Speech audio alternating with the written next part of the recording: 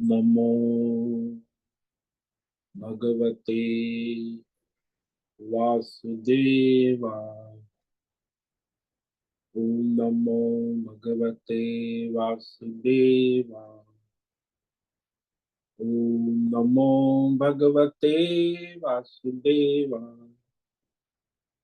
ओम नमो भगवते वासुदेवाय। ओम नमो भगवते वासुदेवाय। ओम नमो भगवते वासुदेवाय। ओम श्री परमात्मने नमो नमः। ओम गणपतये नमो नमः। ओम सन सरस्वत्यै नमो नमः। ओम गुं गुरुभ्यो नमो नमः। ओम सहनाववतु सहनौ भुनक्तु सह वीर्यं करवावहै तेजस्विनावधीतमस्तु मा विद्विषावहै। ओम शांति शांति शांति। सदाशिवसमारम्भां शंकराचार्य मध्यम अस्मदाचार्यपर्यन्तां वन्दे गुरुपरम्पराम्। ओम पार्थाय प्रतिबोधितां भगवता नारायणेन स्वयं व्यासेन ग्रथितां पुराणमुनिना मध्ये महाभारतम् अद्वैतामृतवर्षिणीं भगवतीम् अष्टादशाध्यायिनीम् अम्ब त्वामनुसन्दधामि भगवद्गीते भवद्वेषिणि। वसुदेवसुतं देवं कंसचाणूरमर्दनं देवकी परमानन्दं कृष्णं वन्दे जगद्गुरु। नमस्ते परमं ब्रह्म सच्चिदानन्दरूपा निर्गुणाय नमस्तुभ्यं ओंकाराय नमो नमः। सर्वे दुर्गाणि तरन्तु सर्वे भद्राणि पश्यन्तु सर्वे सद्बुद्धिमाप्नोतु सर्वे सर्वत्र नन्दतु। ओम तत्सत। ओम ओम ओम। आप सभी ऑनलाइन नेटवर्क पर उपस्थित भगवद गीता श्रवण साधकों को आज ऋषिकेश से हमारा प्रातः का अभिवादन अभिनंदन अभिवंदन। हरि ही ओम। हरि ही ओम। हरि ओम। हम सबको आज का यह दिव्य दिन तन मन धन जन देश काल विषय वस्तु परिस्थिति अवस्थाएं अध्यात्म भौतिक दैविक क्षेत्र व्यष्टि समष्टि सबको अपने अपने पूर्व में अनंत जन्मों में किए हुए संचित पाप पुण्य धर्म अधर्म मिश्र सकाम निष्काम कर्मों के पके हुए फल स्वरूप में वर्तमान में आज सभी को अपने अपने प्रारब्ध अनुसार परमेश्वरीय अचिंत्य योग माया के माध्यम से प्रसाद स्वरूप में प्राप्त हुआ है।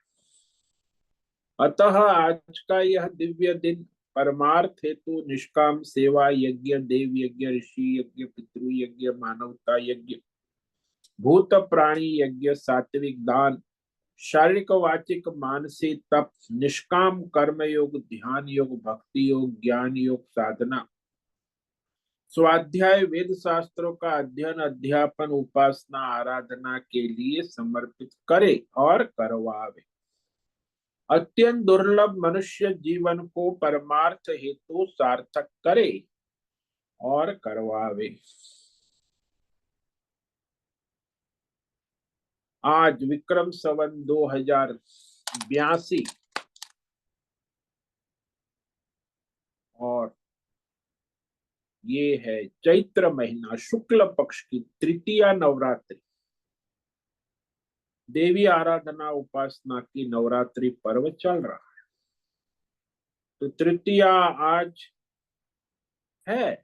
कल सुबह 5:41 तक है। उसके बाद चतुर्थी लग जाती है। आज है अश्विनी नक्षत्र, जो दोपहर 1:44 तक, उसके बाद भरणी नक्षत्र लग जाता है। आज है मंगलवार, मंगल देव हनुमान जी की आराधना उपासना का दिन है और वसंत ऋतु चल रही है। यहाँ ऋषिकेश का रात्रि का सुबह का 4 बजे का न्यूनतम तापमान 12 डिग्री रहा है और दिन का दोपहर 2 बजे अधिकतम 32 डिग्री तापमान रहा। वायु की गति 5-10 किलोमीटर प्रति घंटा चल रही है। ईस्वी सन 2025, 1 अप्रैल 2025 और सुबह के 6:50 हो चुके हैं। कलयुग का प्रथम चरण 5125वां वर्ष, 7वां वैवस्वत मनवंतर श्वेत वराह कल्प, ब्रह्मा जी का 26वां दिन और 51वां वर्ष अभी चल रहा है। तो ऐसी अनंत कोटि ब्रह्मा और ब्रह्मांडीय परमेश्वरीय अचिंत्य योग माया में हमारा यह एक ब्रह्मांड, इसमें ये पृथ्वी लोक में समुद्र के ऊपर जम्मू द्वीप में विश्व का एकमात्र वैदिक राष्ट्र भारत में उत्तर हिमालय प्रांत में उत्तराखंड राज्य में टिहरी जिले में हिमालयन शिवालिक पर्वतमाला के अंतर्गत मणिकुट पर्वत के ऊपर नीलकंठ महादेव के सामने ऋषिकेश नगरी में मुनि की रेती प्रांत में शीशम झाड़ी में अवधूत बाड़ा आश्रम के सी ब्लॉक के पहले माले से 5 नंबर कमरे से गंगा किनारे से हम स्वामी उत्तमानंद सरस्वती भगवद गीता के आचार्य शिष्य स्वामी चिन्मयानंद सरस्वती महाराज चिन्मय मिशन कैवल्याद्वैत वेद व्यास भगवत पाद शंकराचार्य की श्रृंगेरी संन्यास परंपरा से शिक्षित दीक्षित सनातन वैदिक भारतीय हिंदू धर्म अनुसार संपूर्ण भगवद गीता ज्ञान यज्ञ ऑनलाइन चैतन्यमय जीवंत लाइव प्रसारण के अंतर्गत यूट्यूब एवं जूम व्याख्यान माला में अध्याय 11 विश्व रूप दर्शन योग के श्लोक नंबर 32 और 33 पर संस्कृत एवं हिंदी में व्याख्यान करेंगे। दिव्य पवित्र सरल व्यावहारिक सटीक पूर्ण वर्ण अक्षर पद वाक्य पंक्ति श्लोक अध्यायों की संगति संधि अन्वय शब्दार्थ वाक्यार्थ भावार्थ रहस्यार्थ तत्वार्थ के यथार्थ तात्पर्य सहित वैदिक शास्त्र वेद व्यास साहित्य शंकर भाष्य एवं परंपरागत 10 सन्यासी आचार्यों की टीका टिप्पणी सहित आज का यह भगवद गीता व्याख्यान करेंगे। कृपया आप सभी श्रद्धा भक्ति ध्यान से परिपूर्ण होकर के ये दिव्य श्रवण साधना करें। इसमें से कुछ ग्रहण करे, कुछ धारण करे, कुछ अपने जीवन में चरितार्थ करे और उसमें निरंतरता लाए। अपनी अपनी आध्यात्मिक भौतिक दैवी अशांति द्वंद्व मोह विक्षेपों से रहित होकर के अधार्मिक और शास्त्रीय परंपरागत भ्रम भ्रांतियों से रहित होकर के अपने अपने शरीर इंद्रिय प्राण मन वचन कर्म से एक रूप एकाग्र होकर के शुद्ध सात्विक सूक्ष्म भगवत विवेक बुद्धि करे। वेद शास्त्र एवं आचार्य परंपरा अनुसार विवेक बुद्धि करे और करवावे। पुनः पुनः इस व्याख्यान का श्रवण करे, मनन करे, चिंतन करे, लेखन करे, चर्चा विचारणा करे, प्रचार प्रसार करे, लिंक भेजे, ग्रुप में शेयर, अपना और सबका परम कल्याण करे और करवावे। ओम तत्सत। ओम ओम ओम।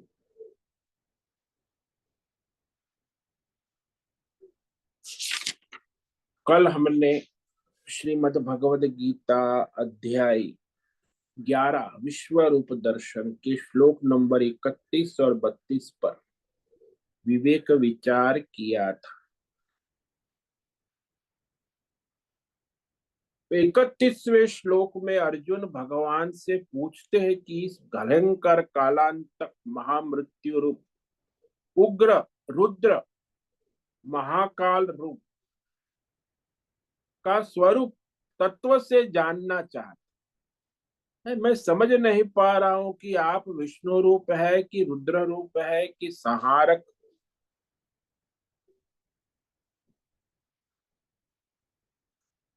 तो प्रार्थना करता है और प्रश्न करता है, आख्या ही में को भवानुग्र रूपो नमोस्तुते देववर प्रसीद विज्ञातुमिच्छामि भवन्तमाद्यं नहीं प्रजानामि तव प्रवृत्तिम। हे भगवान, कृपा करके मुझे बतलाइए,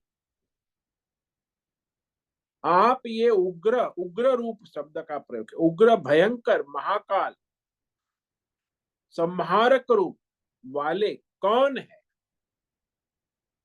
महामृत्यु रूप दिख रहे हैं और देववर देवों में श्रेष्ठ आपको मैं नमस्कार करता हूं। प्रसन्न होइए मुझ पर, सब पर। ऐसे आदि पुरुष आपको मैं विशेष रूप से विज्ञातुम इच्छामि जानना चाहता हूं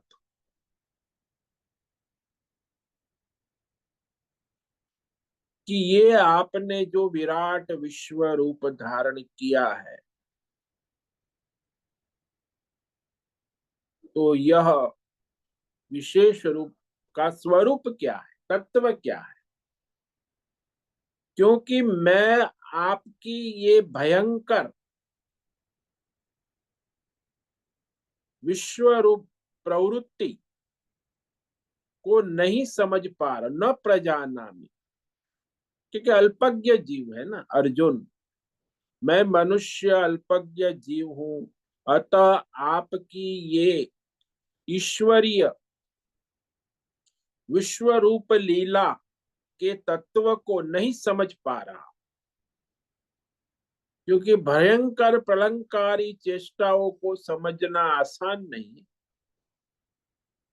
इसलिए आप ही मुझे समझाइए कि आपने ये विराट विश्व भयंकर विश्व रूप महाकाल रूप धारण करने का आपका प्रयोजन क्या?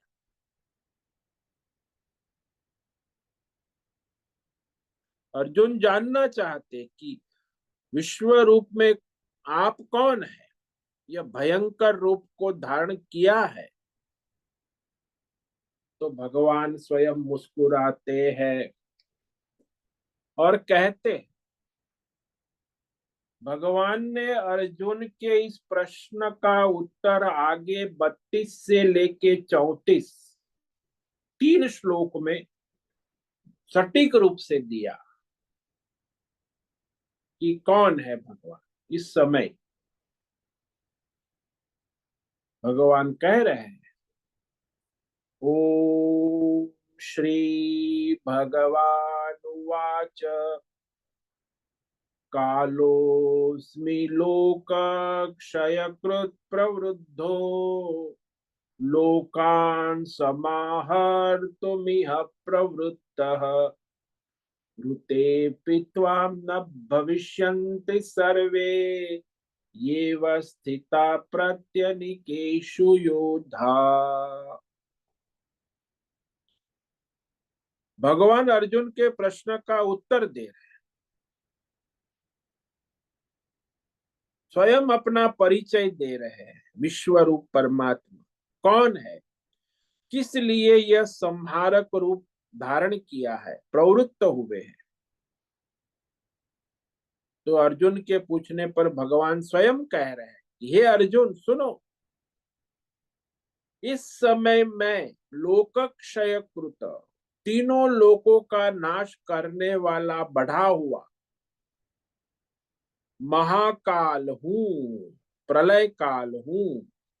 काल भगवान, काल परमात्मने नमः। विशेष रूप से बढ़ा हूं, प्रवृद्ध। तो इस समय इस संसार में जो प्रलय नाश करने की बात आती है ना, तो इस संसार में चाहे कौरव सेना हो, पांडव सेना हो,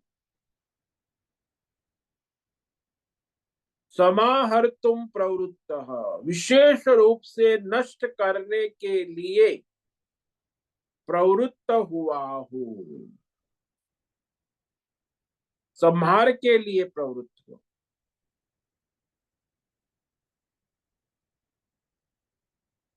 और कहते इसलिए प्रत्यनिकेशु, प्रतिपक्ष सेना, कौरव सेना में जो भी योद्धा लोग स्थित है, लड़ने आए हैं, अवस्थिता, विशेष रूप से स्थित योद्धा, सर्वे त्वाम रुते, यदि अर्जुन तुम युद्ध नहीं करके वहां हिमालय ऋषिकेश चले जाओगे तो भी ये नहीं बचेंगे। तुम यदि युद्ध नहीं करोगे, कहते हो मैं युद्ध नहीं कर, न योद्ध से इति गोविंदम, आपने तो 2-3 बार मुझे कहा कि मैं युद्ध नहीं करूंगा।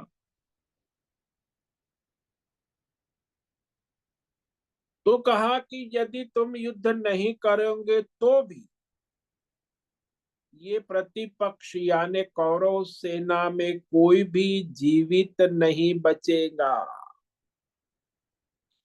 इन सब का नाश निश्चित हो चुका है। क्योंकि काल परमात्मा ही जीव को उसके प्रारब्ध अनुसार मारता है, और कोई भी कारण केवल मृत्यु में निमित्त ही होता है। तो भाई अर्जुन ने मारा, लेकिन काल ने उसके प्रारब्ध कर्म के अनुसार उसे मारा। स्वयं अपने प्रारब्ध कर्मों से मनुष्य जन्मता है और मरता है, और उसके जन्म में भी काल परमात्मा निमित्त है, और मृत्यु में भी काल परमात्मा निमित्त। और कैसे मरा, कब मरा, कहाँ मरा, ये उसका जो प्रारब्ध है उस अनुसार।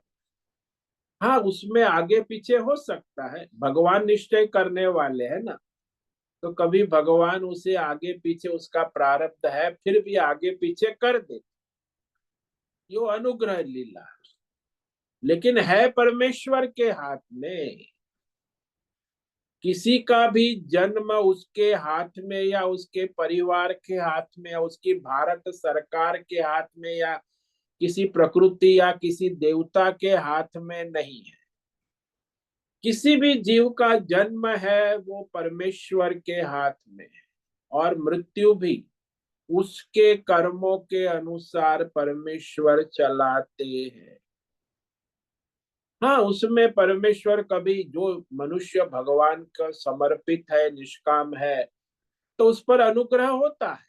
लेकिन जो सकाम है, कामना वाला है, उस पर भगवान का अनुग्रह नहीं होता। उसका तो कर्मों का हिसाब बड़ा पाए पाए, क्षण क्षण का ईश्वर लेते हैं। कि बड़ा धंधा करने बैठा है, हिसाब किताब रखता है, तो फिर उसका हिसाब किताब भगवान भी अच्छी तरह रखते। इसलिए जो कामना वाला, धंधे वाला, फायदे नुकसान वाला, अहंकारी, कामी, क्रोधी, लोभी, दुराचारी, उसका हिसाब तो बहुत चलता। धर्मात्मा का भी इस साथ चलता है, जो धर्म करता है अपनी कामना इच्छा नाम यश कीर्ति, लेकिन जो निष्काम है उस पर भगवान का अनुग्रह अवश्य होता है। कि अनुग्रह की जिसको आकांक्षा हो तो वो भगवान की निष्काम समर्पित सेवा करे तो अनुग्रह होगा, लेकिन जो सकाम वाला है उस पर कोई अनुग्रह की संभावना, हाँ हो जाता है कभी कभी, भगवान है भाई, उनके यहाँ। तो भगवान ने कह दिया कि इनका तो अभी ये सारे अधर्मी असुर है, इसमें मैं किसी पर भी दया नहीं करूं। द्रोण भीष्म कर्ण अश्वत्थामा कोई भी हो, दुर्योधन कौरव, सामने कौरव सेना में कोई बचने वाला नहीं है, न भविष्यंति। एक ही कौरव बचेगा जो पांडव सेना में आ गया है, बाकी सारे के सारे 99 कौरव और उसकी सेना, और जो राजा उसके पक्ष में अपनी सेना के साथ युद्ध करने आए कौरव सेना में, तो वो भी नष्ट हो जाएंगे। तो यहाँ भगवान स्पष्ट कर दे कि समष्टि काल सबका नाश करने में बढ़ा हुआ महाकाल इस समय संहार करने के लिए प्रवृत्त हुआ हूं, दोनों सेनाओं में तैनात, केवल कौरव सेना नहीं, पांडव सेना में भी कई योद्धा मारे जाए, जैसे विराट है, द्रुपद है, ये सब मारे जाए। यदि अर्जुन तुम नहीं लड़ोगे तो भी ये जीवित नहीं रहेंगे, भौतिक अध्याय किसी न किसी निमित्त से इनका मरना निश्चित है। और कोई निमित्त बना देंगे, भगवान को क्या है। जब विश्वरूप भगवान ने अर्जुन को ये जवाब दिया कि सारे संसार को नष्ट करने वाला महाकाल मैं हूं, यानी अभी विश्व रूप में जो है वो तुम देख रहे हो, ये महाकाल भयंकर विराट विश्व रूप। तो यहाँ दो रहस्यमय तात्पर्य है। हमारे सनातन धर्म में दो दृष्टियां चलती, एक वैदिक दृष्टि और दूसरी पौराणिक दृष्टि। वैदिक दृष्टि से केवल एक ही परमेश्वर परमात्मा समस्त सृष्टि की उत्पत्ति स्थिति लय और पुनः उत्पत्ति करने वाले हैं, जिसको वेदों में परमात्मा पुरुषोत्तम परमेश्वर कहा। तो यही लक्षण परमेश्वर परमात्मा का वेदों में बार बार, ये वैदिक दृष्टि में तो ये है कि सारे संसार की उत्पत्ति स्थिति लय करने वाले तीन नहीं, केवल एक परमात्मा ही, समग्र सृष्टि का सर्जन पालन संहार पुनः सर्जन करने वाला, लोक क्षय कृत लोक सृष्टा लोक स्थिति कृत लोक उत्पत्ति कृत पुनः उत्पत्ति, एक ही परमेश्वर परमात्मा है, दूसरा नहीं। वैदिक दृष्टि में ये बात,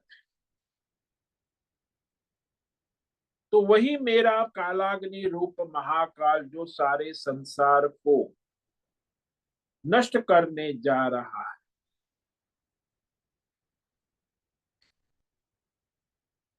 तो शास्त्रों में भगवान का एक नाम कालाय नमः है, काल परमात्मने नमः। भगवान को काल कहा। लोग काल को महत्व नहीं देते, बड़े सामान्य, आजकल हमारे देश में तो काल की कोई महत्व है ही नहीं। हाँ, वहाँ अमेरिकन अमेरिकन लोग काल का बड़ा समय के पक्के होते, एक सेकंड भी आगे पीछे नहीं। जापानीज वो भी काल के पक्के हो, लेकिन भारतीय सबसे काल में गड़बड़ी होते, कभी उसका काल का कोई तालमेल होता ही, और फिर परेशान रहते, क्योंकि काल परमात्मा है। आप काल की मर्यादा का उल्लंघन करते हो, लक्ष्मण रेखा का, तो रावण आपका अपहरण कर ले। काल की मर्यादा में रहने वाला मनुष्य सुरक्षित रहता है। काल स्वयं परमात्मा, एक ही परमेश्वर काल रूप में सृष्टि करने वाली, स्थिति लय करने वाला काल है। और पौराणिक शास्त्रों की मान्यता है कि ब्रह्मा सृष्टि करने वाला, विष्णु स्थिति करने वाला, शंकर नाश करने वाला है। ये पौराणिक कथा जब हमारी भागवत कथा चलती है, रामायण शिव कथा चलती है, तो वहां इस तरह महाभारत ग्रंथ में भी स्थल स्थल पर ये दोनों दृष्टियां आई है, वैदिक और पौराणिक। हालांकि ये भगवत गीता महाभारत का अंग है ना। पौराणिक दृष्टि से विष्णु सदा सर्वदा पालन करने वाला, सौम्य स्थिति वाला है। अर्जुन का प्रश्न यह मान करे कि विष्णु सौम्य रूप पालन करने वाले, अतः उग्र रूप विष्णु का कभी नहीं देखा, न सुना, न जाना, तो ये विष्णु का रूप नहीं हो सकता, किसी अन्य देवता का। इसी दृष्टि से भगवान कहते कि यह मेरा ही विष्णु रूप अभी महाकाल लोक क्षय कृत कालाग्नि रूप उत्पन्न प्रकट हुआ है। केवल एक परमेश्वर ही सृष्टि स्थिति लय करने वाले हैं। तो ये भगवान ने स्पष्ट कर दिया कि कोई तीन देवता नहीं, परमेश्वर परमात्मा केवल एक ही है। किंतु अब प्रश्न उठता है कि अर्जुन का कहना था कि आप अपना ये विश्व रूप दिखलाइए, भगवान को अपना रूप, सौम्य रूप दिखलाना चाहिए ना, विष्णु विश्व रूप। लेकिन भगवान शुरू से ही यहाँ संहार करने वाला रुद्र महाकाल रूप कैसे दिखाए? इसके जवाब में समझना चाहिए कि अर्जुन ने अपने प्रश्न में कहा था, द्रष्टुम इच्छामि ते रूपम ऐश्वरम पुरुषोत्तमम। आपका ईश्वरी अर्थात परमेश्वर का पुरुषोत्तम शब्द का प्रयोग समष्टि रूप में ब्रह्मा विष्णु महेश को देखने के लिए निवेदन किया। पुरुषोत्तमम रूपम, पुरुषोत्तम यानी परमेश्वर और परमात्मा जो है वो तीनों, ब्रह्मा विष्णु महेश तीनों। तो इस प्रकार यह स्पष्ट हुआ कि अर्जुन जानता था कि युद्ध का अंतिम निर्णय और परिणाम तो यही होगा जो भगवान ने निश्चित किया है। किस किस को नष्ट होना है, किसको नहीं होना है, तो उसमें मूल तो परमेश्वर के ही हाथ में। ऐश्वर रूपम, और यहाँ जो है संहारक विश्व रूप है, रुद्र रूप। इसलिए अर्जुन ने उस संहारक रुद्र विश्व रूप भगवान को देखने की प्रार्थना की, वो मुझे विश्व रूप दिखाए, समष्टि विश्व रूप, केवल विष्णु का विश्व रूप नहीं। समष्टि में ब्रह्मा विष्णु महेश सब आ जाते।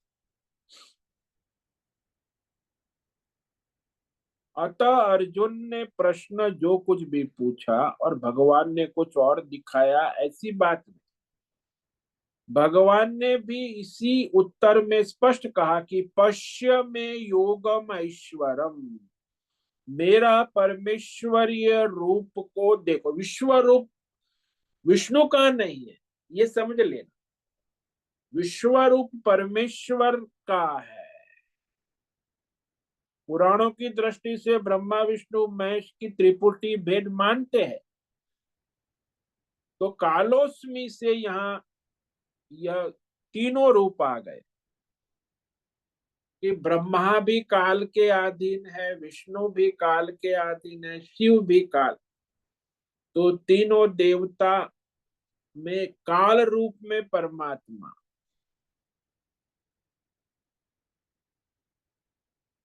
तो भयंकर रूप दिखाना ये काल रूप है ना। और काल ही सर्जक भी है, काल ही पालक भी है, काल ही संहारक, इसलिए काल ही ब्रह्मा विष्णु महेश काल के आदि। तो सबका काल महाकाल परमात्मा है। हालांकि विष्णु रूप उन्होंने, केदार धाम की कथा है ना, केदार धाम में लंबे समय तक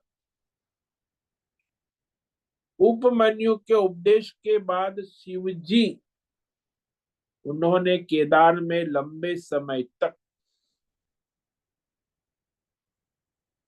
शिव जी ने, शिव की उपासना विष्णु ने की थी।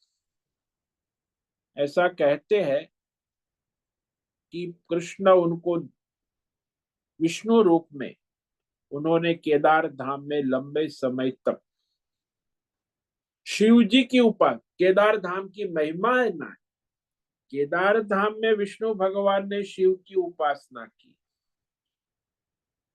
और वहां शिव जी ने प्रकट होकर दोनों एक रूप हो गए थे, हरि और हर ऐक्य को प्राप्त किया। इसलिए हरि हर कहते, हरि विष्णु को कहते, हर शिव को कहते।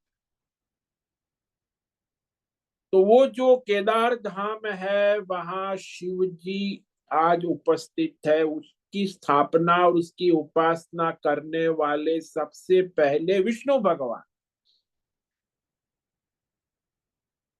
इसीलिए दोनों की एकता हो गई। तो अर्जुन कहते वही मैं दिखला रहा, हरि हर दोनों एक है। यहाँ रुद्र रूप है, वो भी विष्णु का ही है, शिव ही विष्णु है, विष्णु ही शिव है।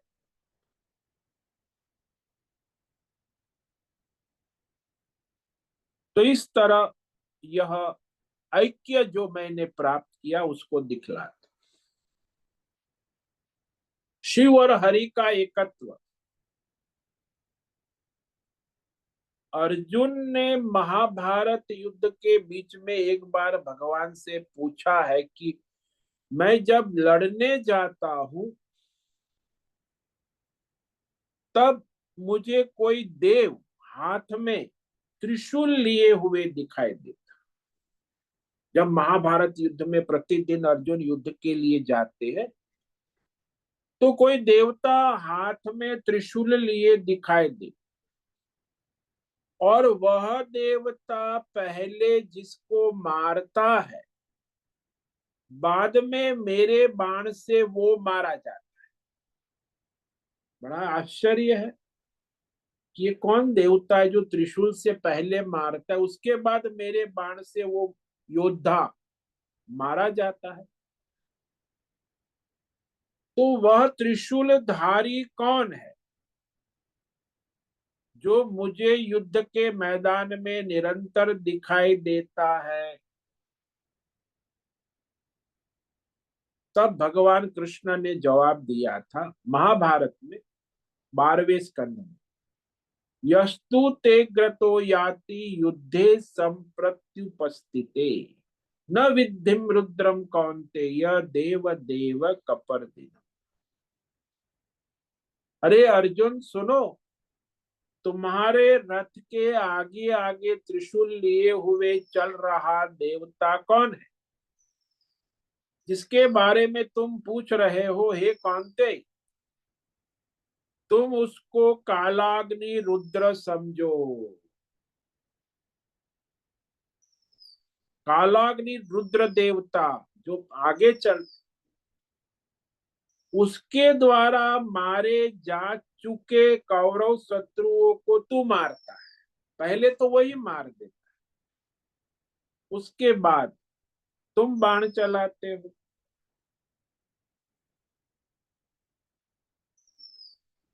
तो वहां भी कहा है कि न्यस्तास्तेव वै पुरुष, वहां भी भगवान कहेंगे कि अरे अर्जुन, तुम पहले इनको मैं मार चुका हूं, तुम केवल निमित्त बन। महाकाल रुद्र रूप में मैंने इनको मार दिया, ये मरे हुए। वैसे भी संसार में सबको रुद्रदेव महाकाल परमात्मा ही सबसे पहले मारते हैं, बाद में निमित्त होकर अन्य कोई मारता है। कहते हैं कि भाई अकस्मात ने मार दिया, हार्ट अटैक हो गया, किडनी फेल हो गई, या किसी ने हत्या कर दी, लेकिन उसको पहले परमात्मा मारते, बाद में निमित्त हो। पूर्वमेव, इस दृष्टि से महाभारत में वर्णन है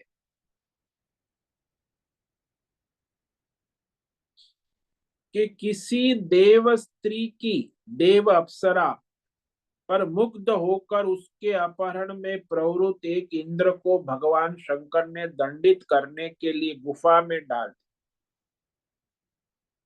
ये देवता लोग अप्सराओं के पीछे दीवाने होते हैं ना, तो ये अप्सरा के पीछे दीवाना, तो शंकर ने उसे दंडित करने के लिए एक गुफा में डाल। वहां गया तो वहां गुफा में उसके पहले के चार पूर्व इंद्र, पूर्व शासक, चार इंद्र मिले गुफा में। वो एक इंद्र, हाँ, पहले से, और पहले वाले भूतपूर्व इंद्र भी वहां उपस्थित। सभी पांचों इंद्रों ने मिलकर परमात्मा से प्रार्थना की। तो परमात्मा ने कहा कि तुम सब अब यहां से मुक्त होंगे गुफा से, और पृथ्वी लोक में जाएंगे। और पृथ्वी लोक में पांचों इंद्र मनुष्य रूप में जन्म लेकर फिर पांच पांडव बनेंगे। ये पांच पांडव पांच इंद्र हुए। इस प्रकार पांचों पांडव के जन्म पूर्व में ही भगवान ने निश्चित कर दिया। पूर्व अपमेव, वैसे हमारा सबका भी भगवान ने सब पूर्व में निश्चित कर दिया, जन्म से पूर्व, कि इस जन्म से मरण तक आपकी जन्म कुंडली क्या है। हमारे सनातन धर्म में बस वो जन्म कुंडली भगवान ने निश्चित कर दी, उसी अनुसार आपका जन्म से मरण की यात्रा चलेगी। तो ये परमात्मा की बात ऐसी है। और पांच पांडव जो है वही महाभारत युद्ध में निश्चित हो गए, कि वो निश्चय हो गया कौन मरेंगे और कौन मारेंगे। कौरव पहले ही मरे हुए, उनकी मृत्यु मेरे द्वारा पहले से निश्चित ही है। वास्तव में भगवान के निश्चय के अनुरूप ही संसार में सभी घटनाएं व्यष्टि समष्टि हुआ करती। लेकिन मीडिया वाला कहते इसने किया उसने किया। अभी वो म्यांमार, बैंकॉक, थाईलैंड में भूकंप आ गया, हजारों लोग मर गए, बड़े बड़े 33 फ्लोर बिल्डिंग भी मिट्टी में मिल गया। अब वो किसने निश्चित किया? भगवान ने निश्चित। तो भूकंप आ गया। तो कोई भी घटना हो, व्यष्टि जीवन में हो या समष्टि जीवन में हो, वास्तव में भगवान के निश्चय के अनुरूप ही संसार की सभी घटनाएं हुआ करती है। अतः भगवान का निश्चय हो चुका तो मृत्यु भी हो चुकी। इसलिए त्वामृतेपि, अर्जुन, इस युद्ध के लिए तुम तैयार नहीं होते, तुम युद्ध नहीं करोगे तो भी सर्वे न भविष्यन्ति, ये कोई कौरव बचने वाले नहीं है। भीष्म, द्रोण, कर्ण को तुम अजय समझते हो ना, कि इनको कौन जीत सकता है? कोई नहीं जीत सकता। अरे अर्जुन, तुम इन्हें नहीं मारोगे तो भी इनका मरने का काल पक गया, अतः ये अवश्य ही मरेंगे। इसीलिए संसार में आज भी जिसकी मृत्यु निश्चित है, प्रारब्ध अनुसार निश्चित। अभी कल ही हम गए थे, 98 साल के थे मोहन सिंह, तो उनकी 13वीं में वहां, मैंने उनको पहले भी कहा था कि मोहन सिंह अब संन्यास ले लो, लेकिन वो देहासक्ति मोह संसार में, तो फिर वो पितृलोक के पितृ कार्य हुआ उनका, मोक्ष नहीं हुआ। मृत्यु तो निश्चित है। अभी कल ही वो कह रहे थे कि उनकी अंतिम क्या बात कर, बोले अभी भी ये शरीर का मोह छूटा नहीं। अरे भाई, 98 साल भी वृद्ध शरीर है, तो मनुष्य मरते समय भी देहासक्ति, शरीर की आसक्ति, संसार की आसक्ति नहीं छोड़ पाता। उसके प्रारब्ध है, कर्म है, सकाम कर्म है ना, इसीलिए। यदि निष्काम कर्म होते तो मोह छूट जाता, लेकिन आजीवन 98 साल सकाम कर्म किए तो अंत समय में मोह छोड़ो ऐसे नहीं छूटता। पहले निष्काम कर्म है तो शरीर क्या संसार सब मोह छूट जाता है। मृत्यु निश्चित, तो उस समय उसको अवश्य मरना ही है।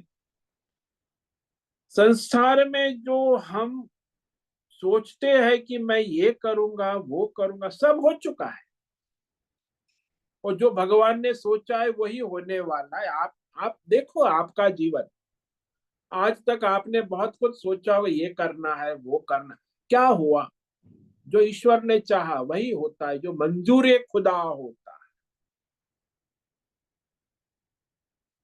इसीलिए लोगों को बचाने वाले भी भगवान है, मार, हालांकि लौकिक कारण दिखता है, वह लौकिक कारण केवल निमित्त ही है।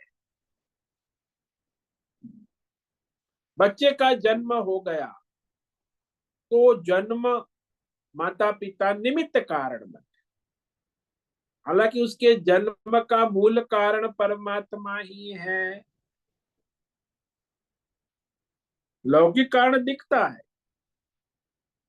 जन्म का, जीवन का, मरण का, वह इसलिए है कि परमेश्वर ने पहले ही निश्चित कर दिया है कि इस समय से जन्म लेना है, इस समय से मरना है अवश्य।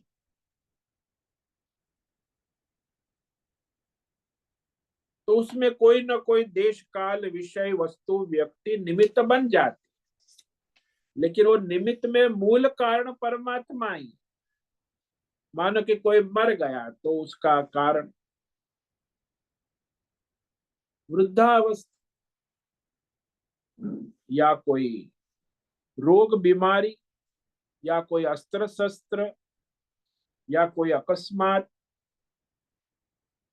ये तो सब निमित्त है।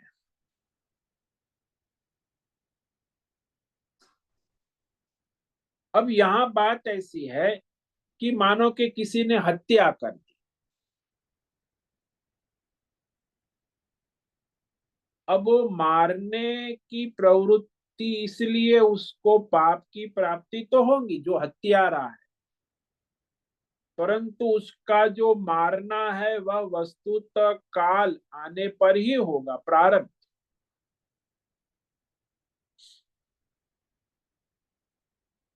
उसको निमित्त बना दिया, वो हत्यारा है, उसने मारा।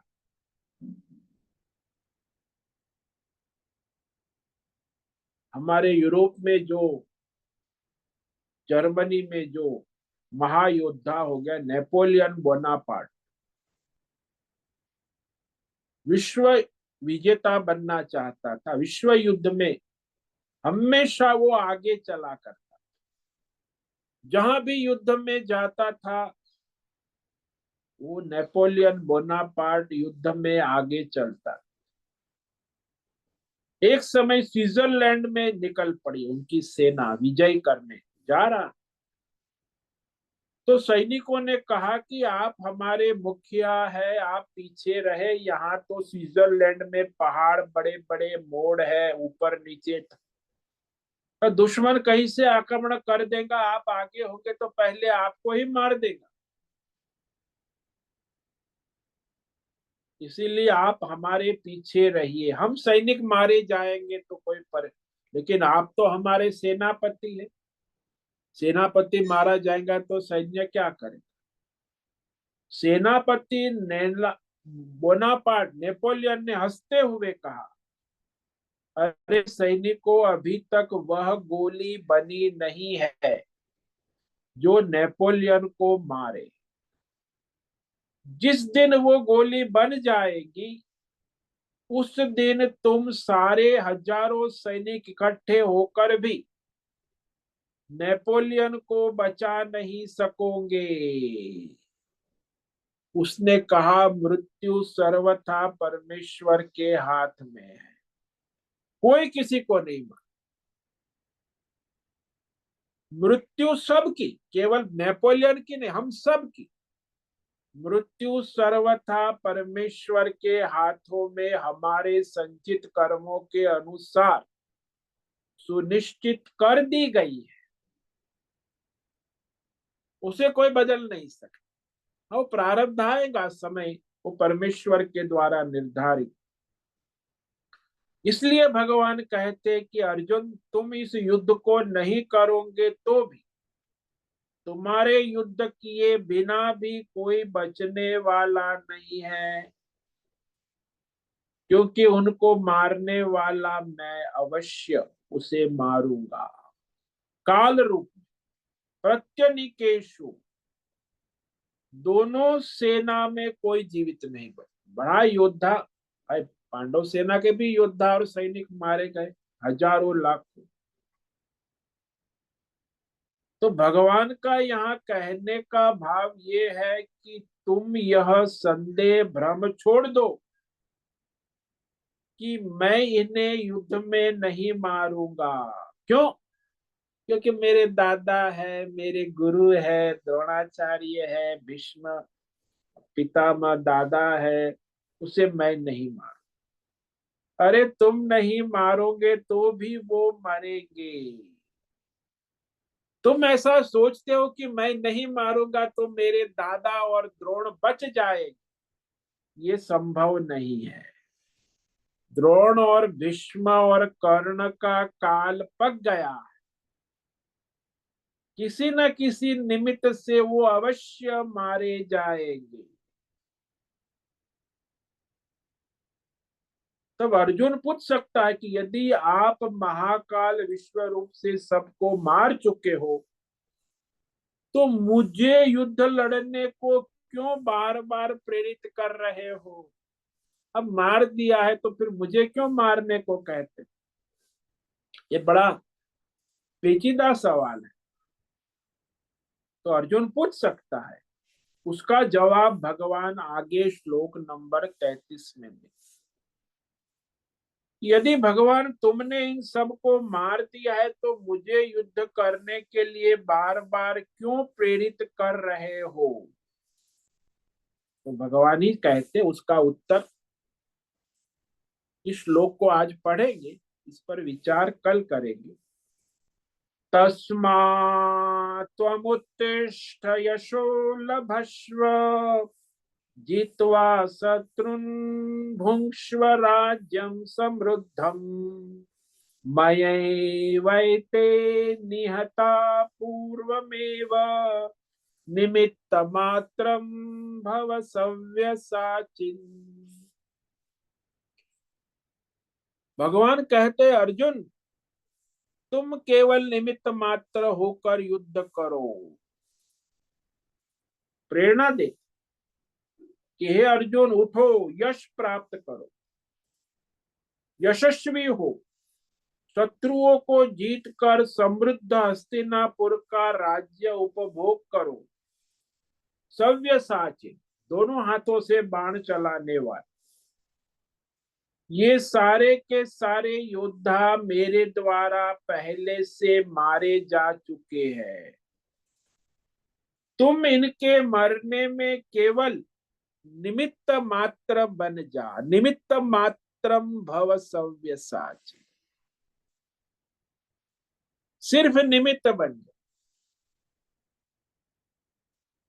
जैसे भगवान कृष्ण ने जब गोवर्धन पर्वत उठाया था अपनी उंगली पे, तो उन्होंने सब गोप बाल को कहा कि तुम सारे अपनी लाठी भी लगाओ, ताकि तुम कह सकते हो कि पर्वत उठाने में हमने अपनी लाठी भी लगाई थी। सिर्फ निमित्त बन जाओ और यश प्राप्त कर। करने वाले तो भगवान है। तो इस तरह भगवान अर्जुन को प्रेरणा देते हैं। इस श्लोक पर हम कल विचार करेंगे। तो आज जिस श्लोक पर विचार किया, ये बड़ा अद्भुत है। भगवान का जो उत्तर है कि अर्जुन का जो प्रश्न है कि आप विराट विश्व महाकाल रूप में कौन है, तो उसका उत्तर देते हैं। श्री भगवान उवाच कालोस्मि लोक क्षयकृत प्रवृद्धो लोकान् समाहर्तुमिह प्रवृत्तः ऋते पीत्वा न भविष्यन्ति सर्वे येव स्थिता प्रत्यनीकेषु योधा।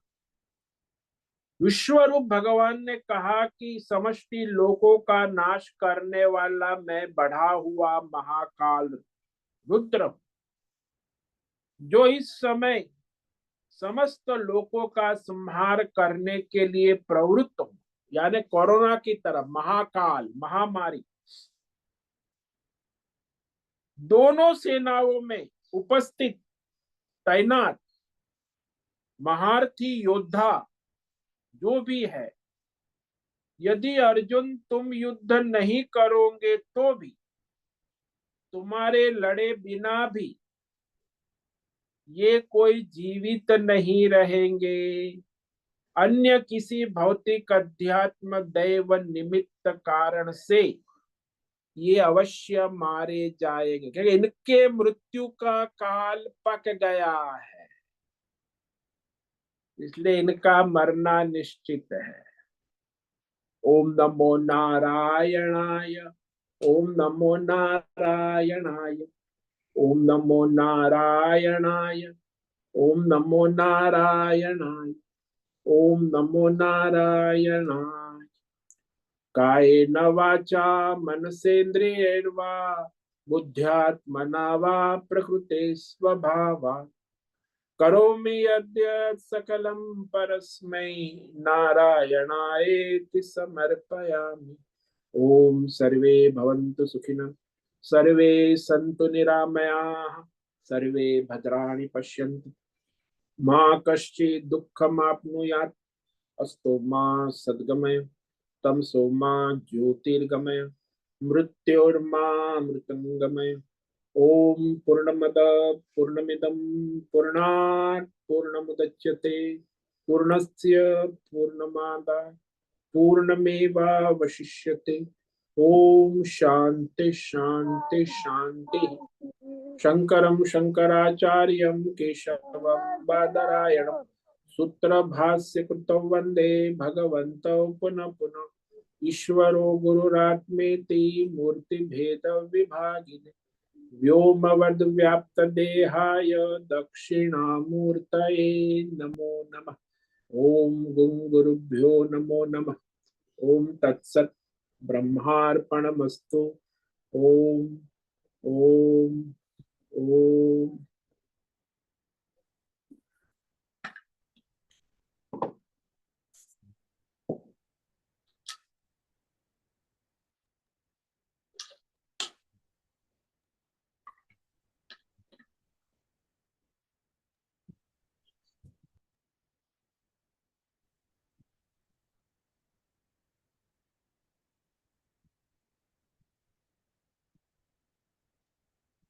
ओम नमो नारायण स्वामी जी। हाँ बोलो हेमा। स्वामी जी, अभी आपने समझाया कि हर एक क्रिया ईश्वर के द्वारा ही हो रही है, हम लोग सिर्फ निमित्त मात्र है। तो ये कभी कभी हम ना चाहते हुए भी किसी जो खराब घटनाएं होती है उसके हम लोग निमित्त बन जाते हैं। तो ये स्वतंत्रता हमारे पास में है कि नहीं है, कि फिर प्रारब्ध वसात कहीं कहीं गलत चीज में भी हम निमित्त बन सकते हैं। देखो, भगवान ने जो निश्चित किया है एक प्रारब्ध,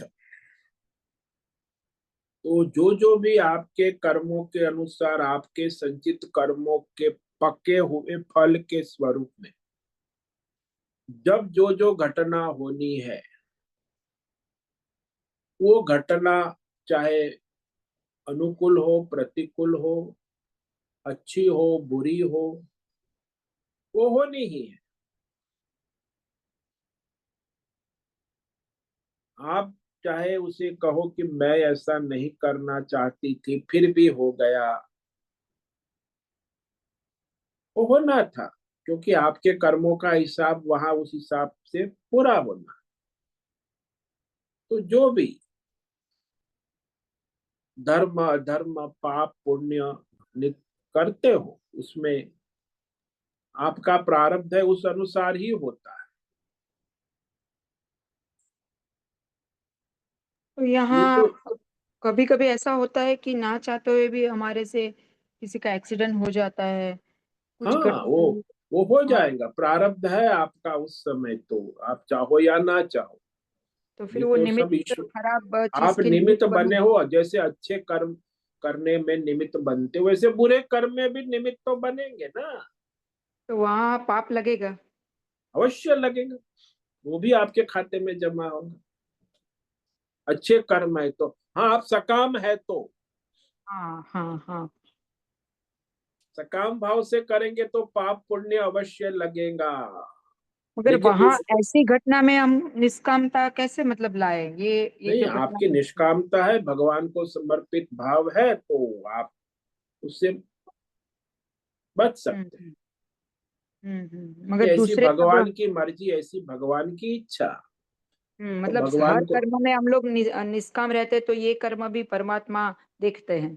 हाँ जी, वो तो देखेंगे आप सकाम है कि निष्काम है, हम्म। तभी तो आपका अकाउंट चलेगा। सकाम है तो फिर उसका हिसाब पूरा चलेगा, हम्म निष्काम है तो ईश्वर का अनुग्रह भी होगा, कभी हाँ। आपको प्रारब्ध से अधिक भी दे देगा। तो वो तो ईश्वर के ऊपर है, निष्काम वाले पर अनुग्रह की संभावना है। सकाम वाले पे कोई अनुग्रह नहीं होता, उसको तो उसके कर्मों का हिसाब ही चुकाना पड़ता है। मतलब अंदर के जो भाव है वो परमात्मा ही जानते हैं हमारे। हाँ, सब जानते हैं कि ये सकाम भाव से हम्म कर रहा है कि निष्काम भाव से कर रहा है। हम्म सकाम भाव से करेगा तो उसका मीटर सकाम भाव से चलेगा, निष्काम हम्म भाव से कर रहा है तो निष्काम भाव से भगवान उसका संचालन करेंगे। हम्म।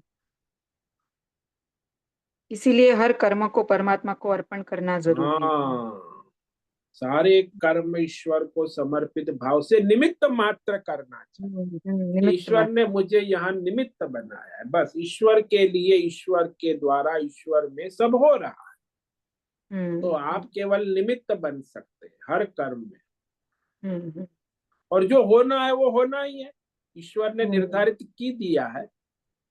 जन्म के साथ आपके मरण पर्यंत की पूरी आइटनरी ईश्वर ने निर्धारित कर ली है, वही होना है। हम्म मनुष्य सोचता है कि मैंने बड़ी बुद्धिमानी की, मैंने ऐसा किया, ये अज्ञान और अहंकार है। उस ईश्वर की सत्ता का विवेक ने, ऐसे अज्ञानी मूर्ख लोग बोलते रहते, अपनी बुद्धिमानी करते रहते, वो मूर्खता है।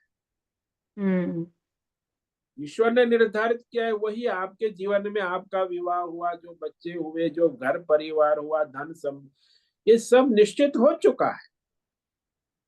आप कहते तो मैंने कर्म किया इसीलिए हुआ, मेरी मेहनत से हुआ, ऐसा कुछ नहीं। आपने संकल्प किया, ईश्वर ने पहले संकल्प कर दिया, उसी अनुसार आप संकल्प कर सकते हो। हम्म। यानी आपका संकल्प आपका नहीं है, ईश्वर का पहले हो चुका है। तभी आपका बुद्धि संकल्प करेगी। हम्म। तो हाँ स्वामी प्रारब्ध प्रारब्ध है वो ईश्वर के द्वारा निर्धारित हो चुका है ना। अब हम्म प्रारब्ध कहो कि ईश्वर कहो, बात एक ही है। तो यहाँ स्वतंत्रता यही है कि हमें हर काम निष्काम भाव से करना है। हाँ, निष्काम भाव से भी कर सकते, सकाम भाव से भी कर, जैसा करोगे वैसा आपको। हम्म बाकी जो होने वाला है वो फिक्स ही है सब। वो तो सब फिक्स है, निश्चित हो चुका है। हम्म हाँ स्वामी जी, बहुत बहुत धन्यवाद। ओम नमो नारायणाय। ओम नमो नारायण।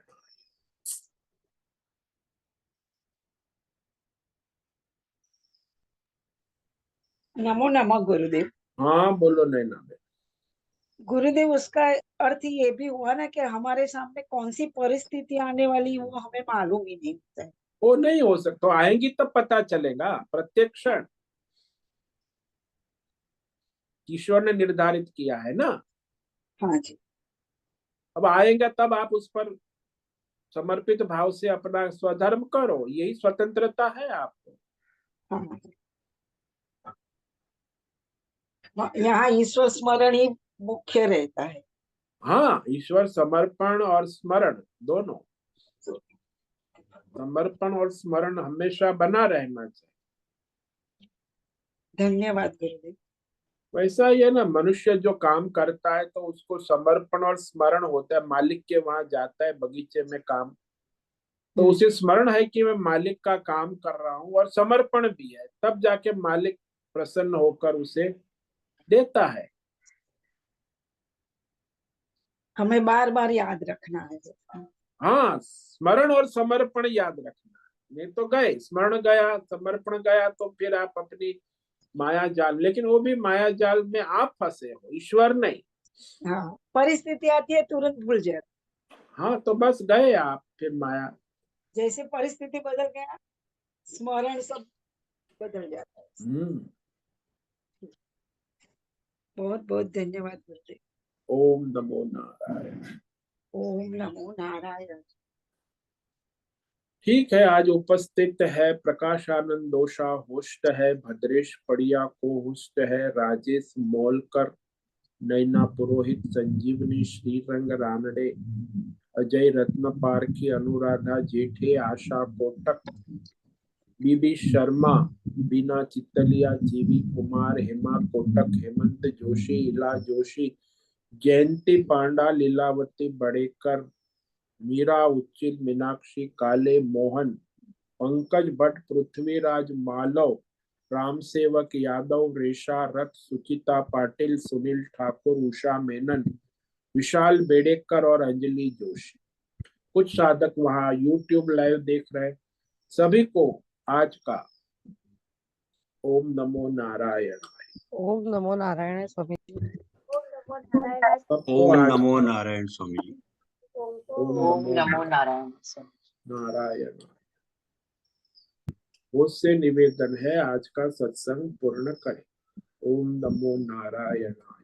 ओम आज का नमो दिव्य नारायण। सत्संग हम यही पूर्ण करते हैं। सभी साधकों को ओम नमो नारायणाय।